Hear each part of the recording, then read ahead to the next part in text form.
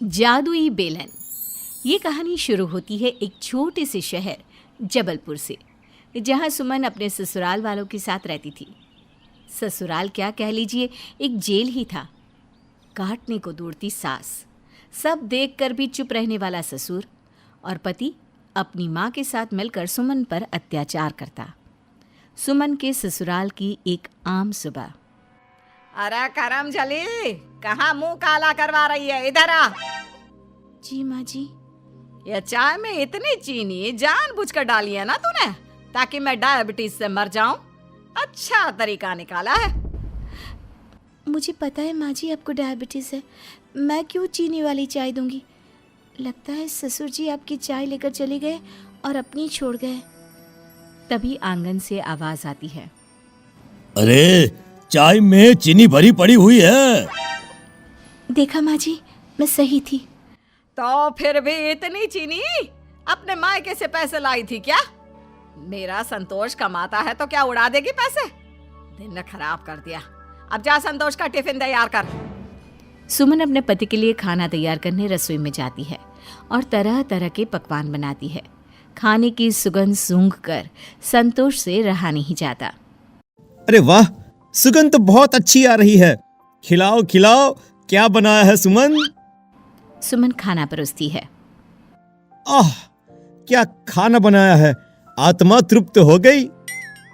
ये सुमन इतनी वाहवाही लूट कैसे सकती है? अभी मार खिलवाती हूँ इसे। प्रमिला रसोई घर में जाकर सब्जी में ढेर सारा नमक मिला देती है। इतना नमक वाली सब्जी खाकर संतोष गुस्से में आग बबूला हो जाता है और एक तमाचा सुमन के चेहरे पर जड़ देता है। अरे बीबी आई है कि कुलनासिनी, जिंदगी खराब करके रख दिया है। शाम को जब मैं लौटूं तुम्हारा मुंह मुझे दिखना नहीं चाहिए। सुमन दिन भर रोती रहती है और अपना काम करती है।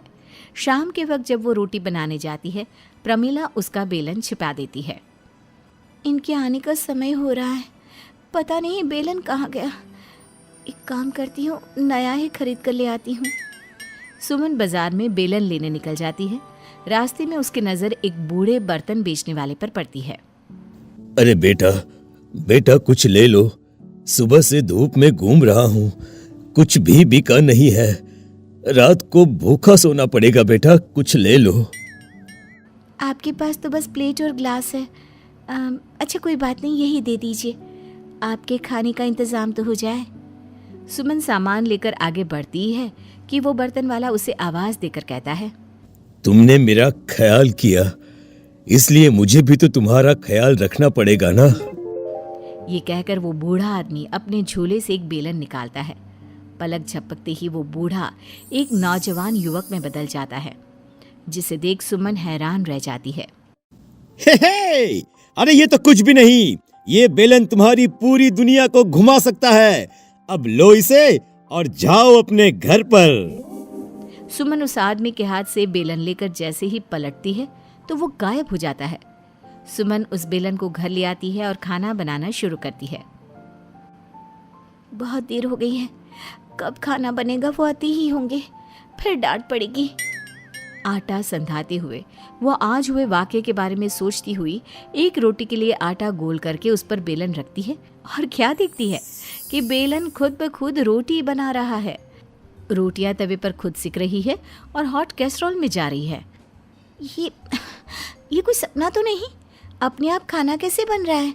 सब्जी खुद कट रही है, कढ़ाई में डल भी रही है। मैं पक्का कोई सपना देख रही हूँ। देखते ही देखते 5 मिनट में तो खाना बनकर तैयार भी हो जाता है। सभी खाने पर बैठते हैं और ऐसा लाजवाब खाना खाकर सभी के तोते उड़ जाते हैं। ये हर रोज इतने मसाले डालकर तो दिवालिया पिटवाएगी। अभी बैंड बजाती हूँ इस लड़की का। प्रमिला उठकर रसोई में सुमन का बनाया खाना बिगाड़ने पहुंच जाती है। रोटी को एक तरफ से पूरा जलाकर पलट देती हूँ। जैसे ही संतोष रोटी मांगेगा और सुमन ये रोटी उसे देगी, मार की आवाज से गूंज उठेगा सारा मोहल्ला। प्रमिला जैसे ही तवे पर रोटी रखने जाती है, बेलन उठकर उसके सर पर बजने लगता है। बहू बचाओ! सभी भागकर रसोई में आते हैं और प्रमिला की काली करतूत सबके सामने आ जाती है। पर दिल के काले लोग इतनी जल्दी कहाँ कुछ समझने वाले थे। मम्मी, अरे तुम रोटी जला रही थी। खैर छोड़ो, तुम्हें कुछ हुआ तो नहीं ना? रात के वक्त सुमन जमीन पर चटाई बिछाकर सो रही थी और सभी आराम से बिस्तर पर। ये सब क्या इस बेलन का कमाल है? उसे घुमाने से क्या सच में सब बदल जाएगा?